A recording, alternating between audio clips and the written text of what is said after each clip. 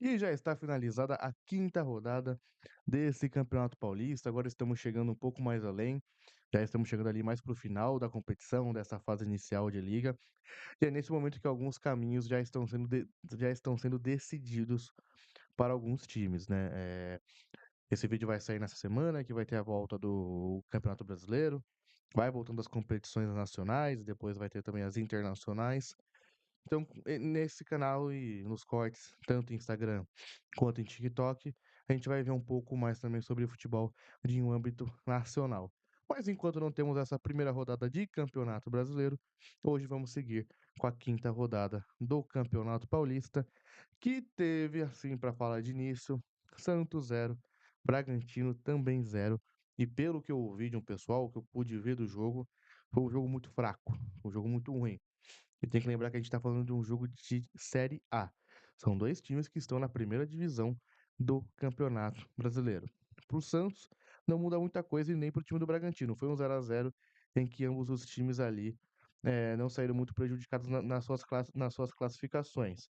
Quem está pior, obviamente, é o time do Santos, tá ali em 11º, tá no bolo para ver quem vai para a próxima fase, para a fase de mata-mata, mas é um bolo que eu acho que o Santos ele não esperava estar no momento dentro do Campeonato Brasileiro. Já o Bragantino ele tá mais tranquilo, é uma terceira colocação, já sabe que a vaga para a próxima fase está encaminhada, é só fazer ali o dever de casa, é só vencer os jogos que tem que vencer, mas para o Bragantino a vida ela segue um pouco mais tranquila. Mas para o Santos é isso, é bolo e aí briga para ver se vai para a próxima fase de mata-mata. E um jogo muito fraco, como eu disse anteriormente. Eh, Teve uma finalização o jogo inteiro, né? Foi um foi até do time do Bragantino, não foi nem do time do Santos, que era o mandante na Neoquímica Arena.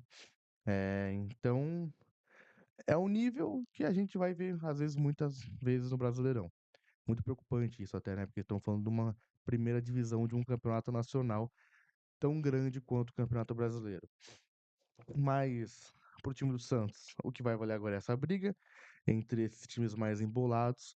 E para o Bragantino é fazer o seu dever de casa e continuar ali brigando pela sua classificação. A fase de mata-mata, que não está tão longe assim, né? É realmente uma missão mais fácil do que a do Santos. E partindo para um outro jogo que também não foi tão bom, foi a vitória do Corinthians. Para ele em si foi um bom resultado, 1-0 fora de casa contra o time do Velo Clube. Um gol do Yuri Alberto no finalzinho do jogo.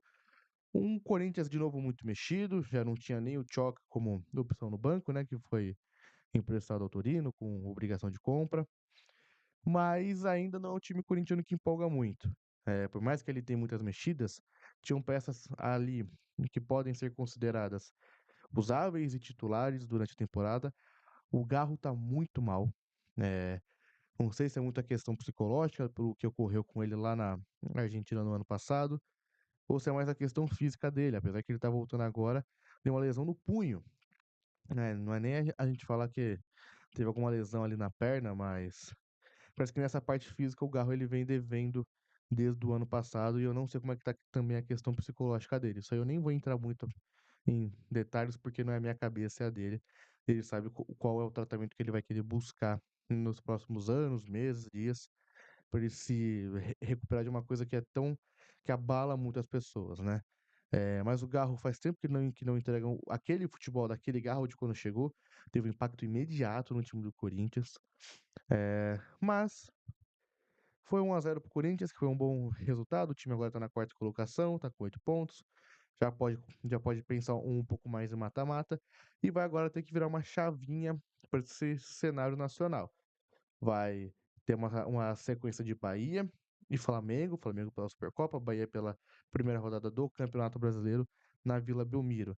Então vai ter essa chavinha a ser virada porque são jogos que valem muito mais do que os jogos do Campeonato Paulista.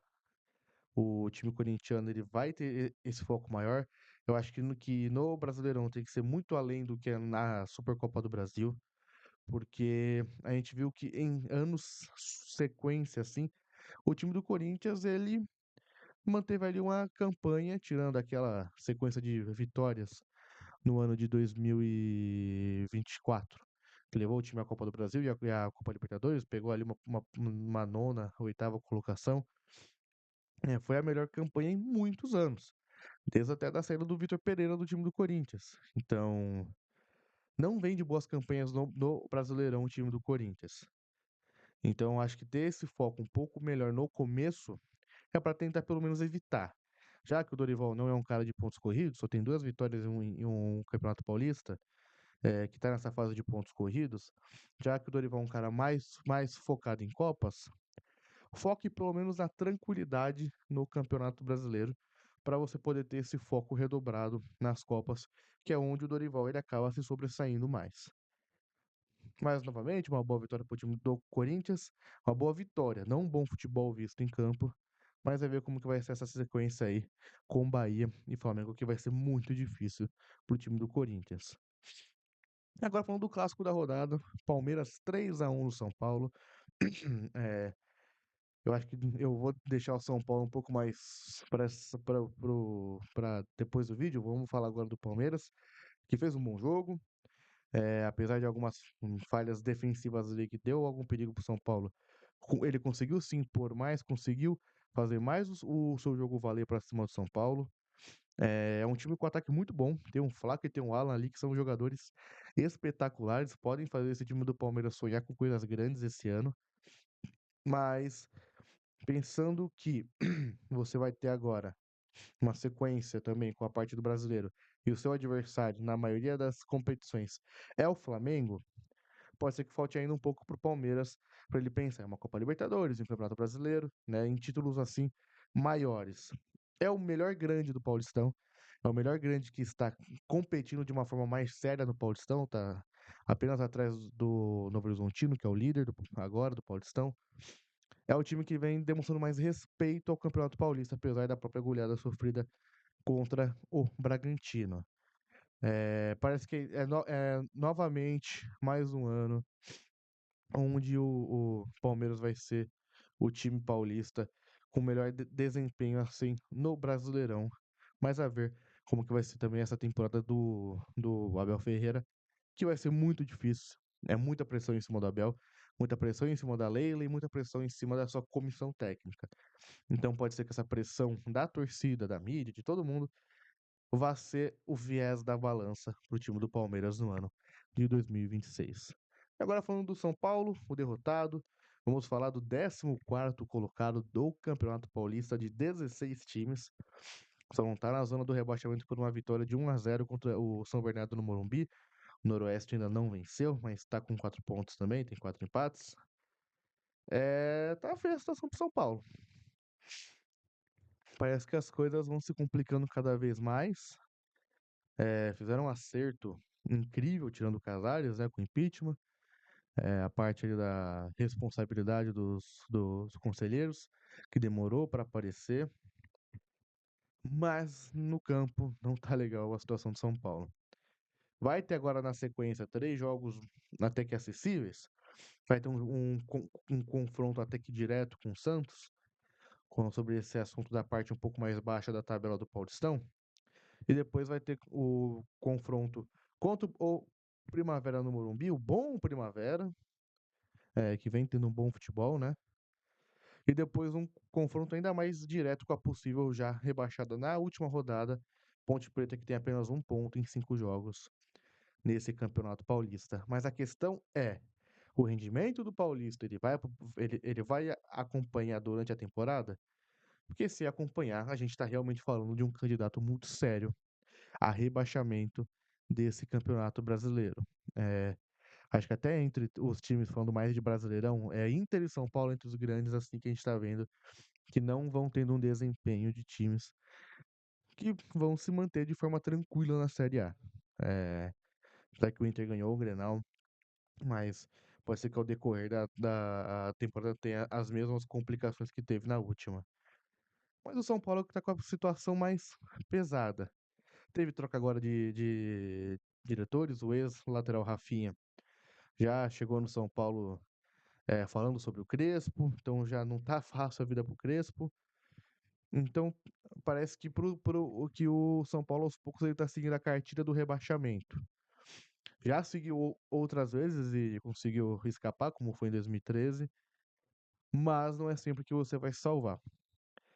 Tem toda a soberania são paulina, né, todo esse tamanho, mas às vezes não é por tamanho que você vai se sustentar, tendo essa sucessão de erros temporada após temporada. O que parecia que ia estar tudo resolvido em 2023, né? Com o título da Copa do Brasil, parecia que o São Paulo ele ia voltar a dar uma engrenada, fazia bons jogos contra Flamengo e contra o Palmeiras. Parecia que ele ia ter aquele papel que o Cruzeiro tá tendo hoje, de um time para tentar se enfiar no meio dos dois, mas acabou sofrendo ali ações totalmente equivocadas da sua presidência, dos seus diretores, e agora tá nesse buraco. É complicado ver o time da grandeza do São Paulo nessa situação, mas é algo que o torcedor ele não pode tocar, é na gestão.